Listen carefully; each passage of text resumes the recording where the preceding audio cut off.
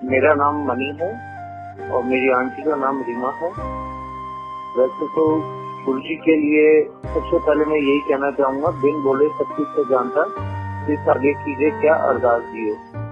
गुरु जी से कुछ मांगना नहीं पड़ता।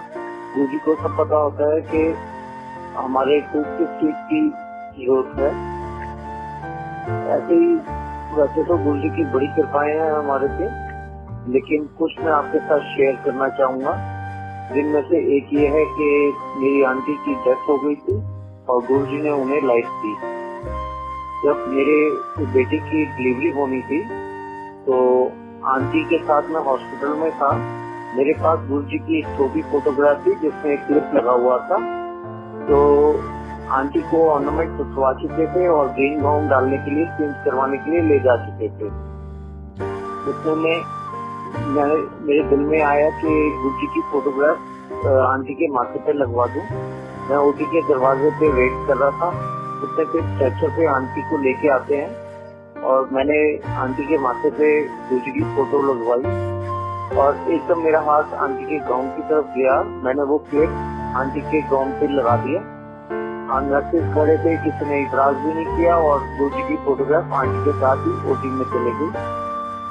डिलीवरी के बाद अचानक आंटी की हालत बहुत खराब हो गई, बहुत सीरियस हो गई।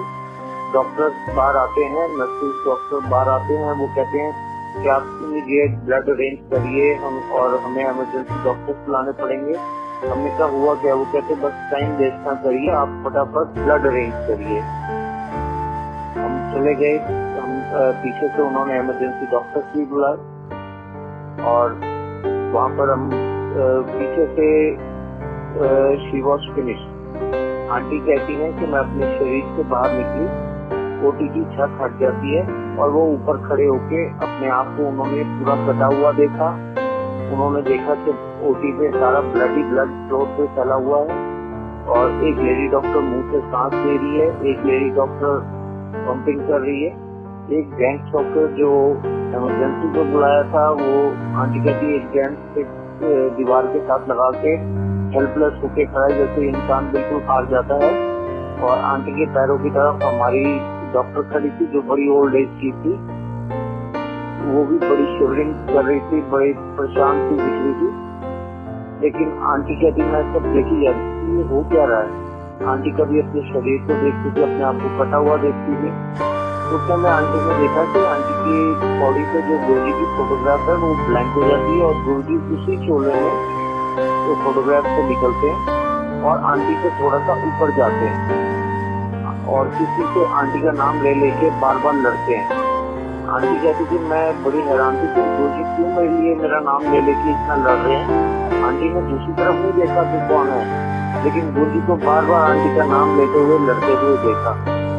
उस समय गुरु जी ने आंटी को पुश किया और आंटी बॉडी में चली गई और आंटी को लाइफ आ गई। हमारी जो डॉक्टर थी वो बड़ी ओल्ड एज की थी। वो कहती कि हजारों साल में सुना है कि कोई मर के जिंदा होता है, पहली बार देखा है कि कोई मर के जिंदा हुआ है। कहती कि मैं तो ये सोचती थी कि बाहर आके कैसे कहूँ कि 3 बच्चों की माँ नहीं रही। ऐसे गुरु जी ने मेरी आंटी को लाइफ दी। और एक बताता हूँ कि हम लोग जब नए नए जाना शुरू हुए, इस सत्संग से आपको ये हुआ कि गुरु जी